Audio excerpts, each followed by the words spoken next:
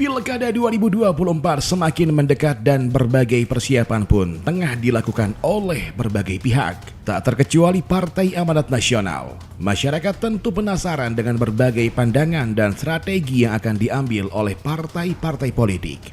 Bagaimana pandangan DPD PAN Kota Sukabumi terkait konstelasi politik menjelang Pilkada 2024?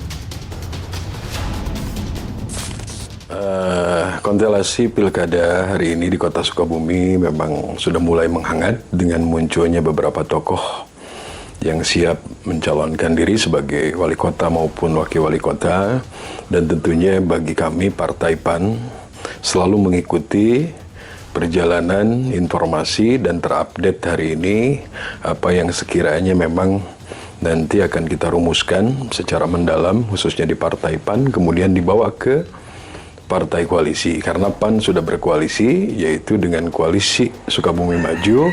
Tentunya ada ada bahasan-bahasan terkait persiapan mau itu pasangan F1 maupun calon F2, kita akan rumuskan di partai koalisi. Jelang Pilkada 2024, banyak partai politik yang mulai menentukan langkah-langkah strategis untuk meraih dukungan masyarakat. Apa yang menjadi dasar utama PAN Kota Sukabumi dalam menentukan langkah-langkah politik untuk Pilkada 2024 ini? Yang tentunya PAN akan menentukan langkah politik yang akan kita dukung atau maupun yang kita usung, tentunya sosok yang nanti akan bermanfaat bagi masyarakat Kota Sukabumi, dan tentunya harus berkomitmen untuk memajukan Kota Sukabumi agar bisa dirasakan oleh masyarakat Kota Sukabumi. Jadi kita Partai PAN khususnya akan melakukan pendalaman khusus agar calon kita yang kita usung maupun kita dukung akan sangat bermanfaat bagi masyarakat Kota Sukabumi. Dinamika politik daerah kian hari kian semakin menarik, tidak terkecuali terkait koalisi-koalisi yang terbentuk untuk mendukung para calon kepala daerah. Terbentuknya Koalisi Sukabumi Maju atau KSM menimbulkan berbagai respon dan pertanyaan. Salah satunya terkait kondisi Koalisi Sukabumi Maju saat ini. Sampai hari ini Koalisi Sukabumi Maju atau seringkali disebut KSM tetap solid. Di antaranya ada Gerindra, ada PAN, kemudian ada PDI, P3, dan Nasdem. Ini masih tetap solid. Kita selalu merumuskan yang terbaik bagaimana ke depannya kita menentukan pasangan calon. Dalam kontestasi sebuah pemilihan, pembentukan koalisi atau kelompok strategis menjadi salah satu langkah yang umum dilakukan oleh partai-partai politik guna meningkatkan peluang kemenangan. Pandangan bahwa KSM dibentuk semata-mata untuk merebut kemenangan pada Pilkada 2024 menjadi perhatian publik. Bagaimana PAN menanggapi hal tersebut? Apapun koalisi besar atau koalisi apapun pasti akan menargetkan kemenangan. Nah, hari ini di KSM tentunya pasti itu dasar pemikiran, pondasi pemikiran awal itu, yaitu bagaimana caranya koalisi kita menang. Tentunya untuk menjemput kemenangan itu kita harus benar-benar kerja keras untuk memikirkan bagaimana caranya kemenangan itu dapat kita raih. Lantas, apa yang menjadi alasan Partai Amanat Nasional bergabung dengan Koalisi Sukabumi Maju? Apakah keputusan ini didasarkan pada kesamaan visi dan misi antara PAN dan partai-partai lain dalam KSM? Atau ada pertimbangan strategis lainnya? Kebetulan PAN salah satu penggagas koalisi, sehingga terciptanya hari ini kita bisa duduk bersama-sama, yaitu tadi yang saya sebutkan beberapa partai tadi. Salah satunya PAN ikut mempelopori bagaimana terbentuknya partai koalisi. Di balik setiap koalisi tentu ada dinamika dan kepentingan masing-masing pihak yang harus terakomodir. Ketika perbedaan pandangan dan kepentingan tidak lagi bisa diredam, isu terkini yang tengah hangat diperbincangkan terkait keretakan pun menuai pertanyaan. Bagaimana PAN Kota Sukabumi menanggapi isu keretakan dalam koalisi Sukabumi Maju? Sampai saat ini belum ada keretakan atau ketidakharmonisan di antara kita semua sampai hari ini. Kita masih tetap solid, masih berkomitmen bersama-sama. Akan tetapi ya kalau di politik itu kan sudah menjadi hal yang lumrah ketika memang dalam perjalanan ada salah satu partai misalkan keluar dari koalisi, itu sudah menjadi hal yang tidak heran lagi atau tidak aneh lagi. Karena itu dalam perkembangan politik itu kan dinamis. Mungkin semua partai juga memiliki pandangan-pandangan yang memang harus diperjuangkan oleh partai masing-masing. Seiring berjalannya waktu, bagaimana masa depan kemitraan antara PAN dan KSM akan terbentuk? Apakah mereka akan tetap bersama dalam menghadapi tantangan politik yang kompleks atau justru akan bergerak menuju arah yang berbeda?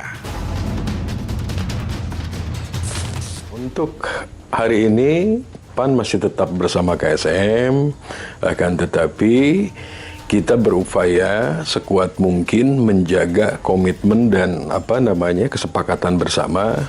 Ya, adapun perjalanan ke depan kita belum ada yang tahu. Karena di politik itu kan dinamis, dinamika bisa saja terjadi, mau besok atau lusa datang dan silih berganti dinamika yang tentunya kita sikapi dengan pemikiran yang bijak nantinya. Yang menarik, kesepakatan antara Golkar dan Demokrat yang memicu keretakan dalam koalisi Sukabumi Maju menimbulkan pertanyaan tentang tanggapan Partai Amanat Nasional. Nah, sebetulnya pada saat itu Golkar memang bergabung dengan KSM ini di yang terakhir. Nah, kemudian kemarin muncul pemberitaan bahwa Golkar kembali berkoalisi dengan Demokrat. Nah, sebetulnya kita hari ini belum mengadakan rapat, yang insya Allah minggu ini kita akan mengadakan rapat di KSM terkait membahas termasuk itu.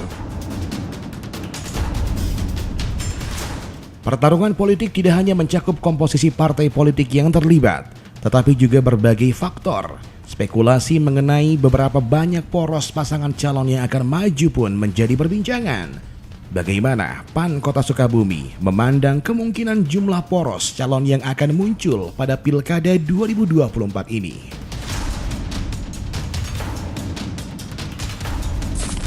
Nah, poros hari ini banyak yang berasumsi, banyak yang memang melihat dengan ada beberapa koalisi atau ada partai yang belum berkoalisi sehingga bisa ada berasumsi 2 atau 3, bahkan saya bilang 4 pun bisa jadi, karena di perhelatan pilkada ini menjadi hal yang lumrah ketika di last minute terjadi perubahan-perubahan sesuai arah dan haluan pandangan partai masing-masing.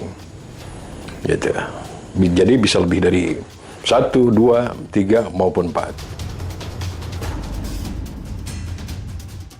Baru-baru ini beredar kabar tentang nama Lutfi Ahmad mencalonkan diri dalam Pilkada 2024. Lantas, bagaimana tanggapan PAN terkait pencalonan tersebut?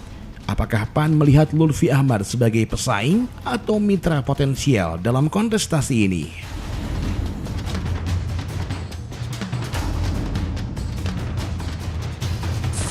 Nah, selama ini kita berkomunikasi dengan saudaraku, Ketua Gerindra, Pak Lutfi Ahmad. Dia sosok yang memang humble, sosok yang bisa dibilang masuk kategori tokoh juga. Karena beliau sebagai pimpinan Partai Gerindra di Kota Sukabumi, beliau juga pengusaha. Ya, tentunya ini nanti bagaimana caranya kita partai koalisi mendiskusikan secara bersama-sama apakah sepakat untuk dipasangkan dengan A, B, atau dengan C, atau lanjut untuk mencalonkan F1, lanjut atau untuk F2 itu dan sebagainya. Tentunya ini ada kesepakatan dari KSM, Koalisi Sukabumi Maju. Bagaimana pandangan terkait figur yang sering menjadi pusat perhatian publik, mulai dari Ahmad Fahmi, Andri Hamami, Muhammad Muras, hingga Ayep Jaki? Apakah PAN melihat salah satu atau beberapa dari mereka sebagai calon potensial yang bisa diajak bekerja sama atau justru sebagai pesaing dalam Pilkada 2024? Kebetulan dengan tadi yang disebutkan 4 nama tersebut, beliau adalah sosok-sosok putra Sukabumi, yang tokoh Sukabumi yang memang cukup baik, cukup bagus, yang tentunya sudah tidak heran lagi ketika ada Kang Fahmi, Pak Muraj, terus kemudian juga ada Kang Andri, ditambah lagi ada Pak Aep Jaki. Dia itu menurut kami di PAN khususnya, kita juga mengkaji beliau sosok-sosok yang hebat-hebat, top lah. Tinggal nanti bagaimana meramu, mengemas sedemikian rupa, mulus sampai nanti pendaftaran ke KPU. Keputusan Partai Amanat Nasional untuk mengeluarkan surat tugas kepada Aep Zaki dalam kontestasi pilkada kali ini menimbulkan berbagai pertanyaan mengenai strategi dan motivasi di balik langkah tersebut. Mengapa PAN memilih Aep Jaki sebagai calon yang diusung? Apakah keputusan ini didasarkan pada popularitas dan elektabilitas Aep Zaki di mata masyarakat? Atau ada faktor lain yang menjadi pertimbangan? Yang tentunya begini, PAN yang paling pertama mengeluarkan rekomendasi kepada saudaraku Aep Jaki. Kebetulan pada saat itu yang mendaftar itu di Partai PAN ada 6, termasuk yang tadi disebutkan Kang Haji Andri juga mendaftar di PAN.